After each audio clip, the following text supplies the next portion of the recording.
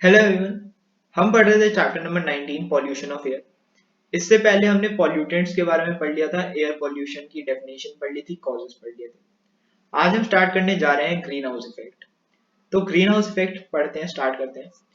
Basically ये effect क्या है, हमें सबसे पहले समझना है क्या कि जो सनरेज है वो हमारी अर्थ पे कैसे आते हैं। जैसे मान लो ये हमारी अर्थ है, तो क्या होता है, सनरेज हमारी अर्थ पे ऐसे आती हैं और यहाँ से टकरा कर वापस चली जाती हैं।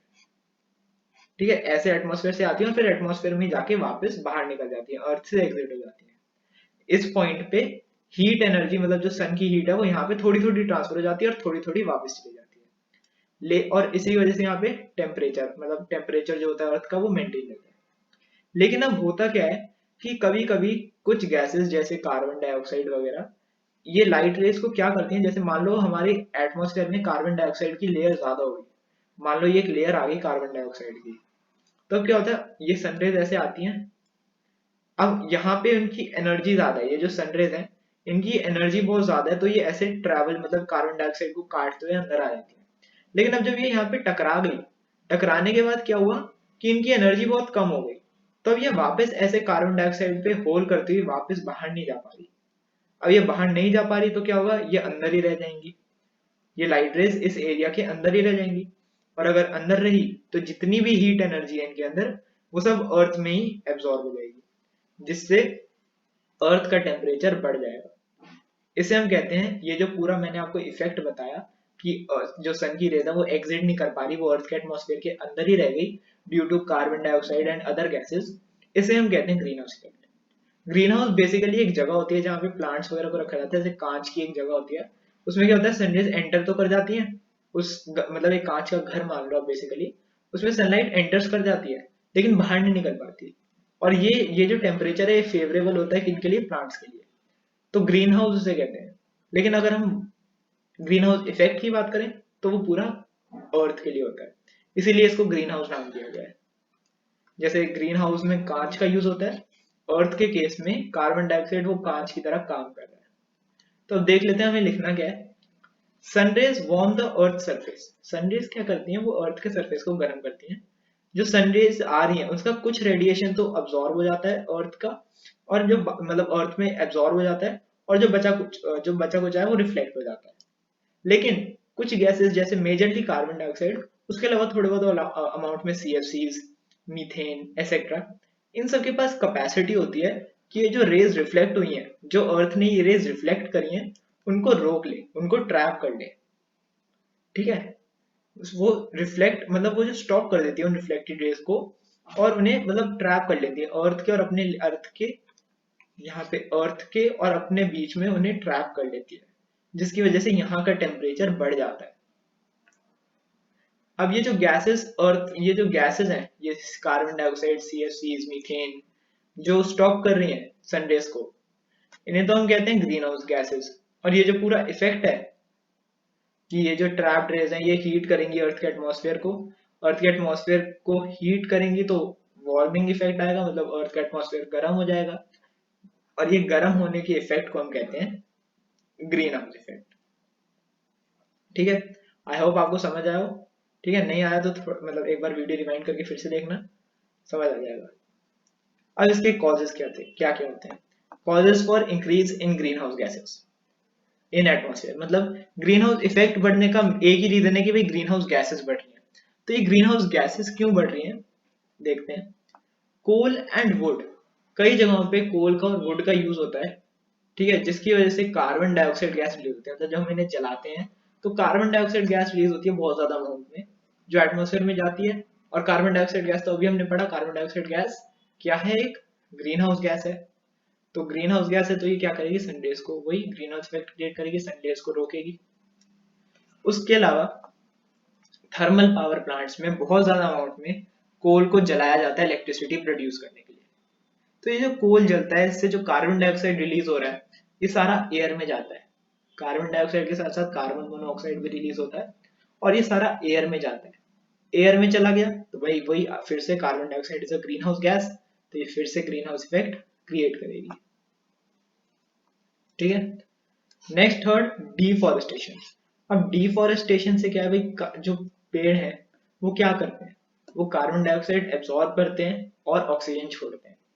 लेकिन अगर ट्रीज का अमाउंट कम होगा तो जो कार्बन डाइऑक्साइड निकल रही है वो कम अब्जॉर्ब होगी, ठीक है, ऑक्सीजन का अमाउंट कम हो जाएगा और कार्बन डाइऑक्साइड का अमाउंट बढ़ जाएगा। क्यों? क्योंकि पेड़ कम हो रहे हैं तो कार्बन डाइऑक्साइड अब्जॉर्ब भी लेस अमाउंट में होगी, जिससे क्या होगा, कार्बन डाइऑक्साइड का अमाउंट एयर में बढ़ जाएगा। कार्बन डाइऑक्साइड बढ़ा, अगेन ग्रीन हाउस गैस है, ग्रीन हाउस इफेक्ट क्रिएट करेगी।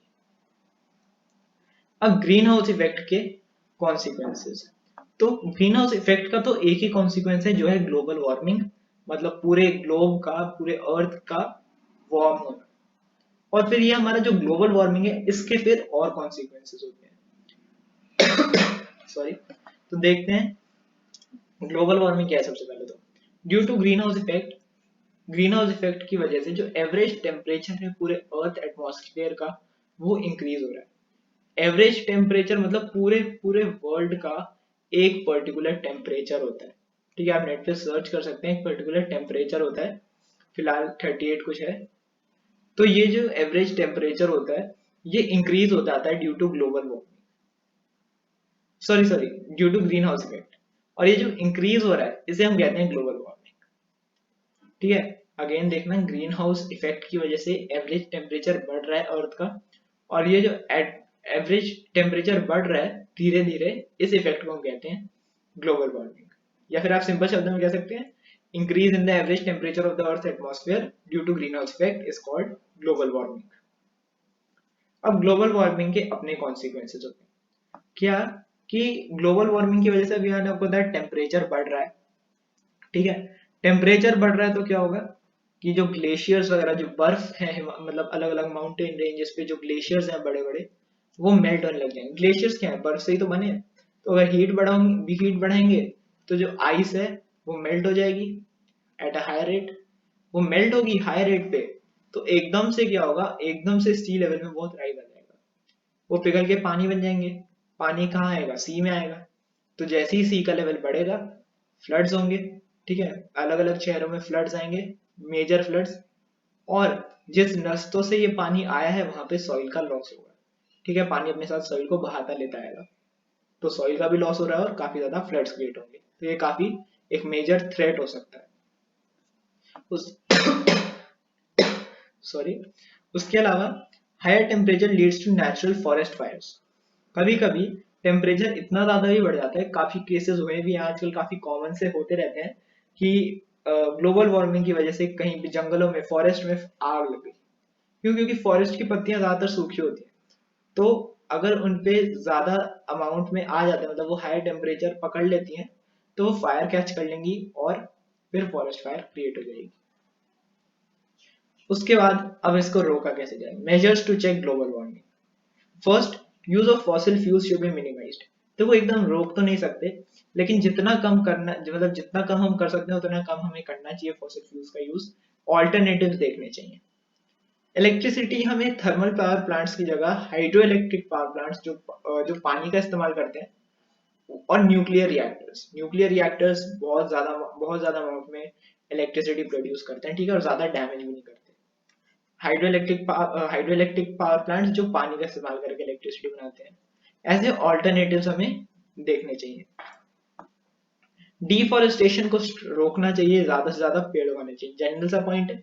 डिफॉरेस्टेशन रोकोगे, ट्रीज वगैरह ज्यादा ग्रो करोगे, more trees means more amount of carbon dioxide will be absorbed, and more amount of carbon dioxide will be absorbed means carbon dioxide का amount atmosphere में कम हो जाएगा और green house effect भी कम हो जाएगा। Fourth, use of chlorofluorocarbon should be reduced. मतलब जो हम एसीज और रेफ्रिजरेटर्स में सीएफसीज यूज कर रहे हैं, इसका एक ऑल्टरनेटिव देखना चाहिए, सीएफसीज का यूज कम से कम करना चाहिए। Last very general topic, methods to control air pollution. Air pollution control करने के लिए आप क्या क्या कर सकते हैं? आपकी बुक में बहुत सारे पॉइंट्स हैं, आप कोई भी मिनिमम 7 पॉइंट्स याद कर लेना, ठीक है, मिनिमम 7 पॉइंट्स आपको याद होने चाहिए। अब मैंने यहाँ पे कोई भी रैंडम 7 पॉइंट्स लिखे हैं। Sorry, use of smokeless चूल्हास।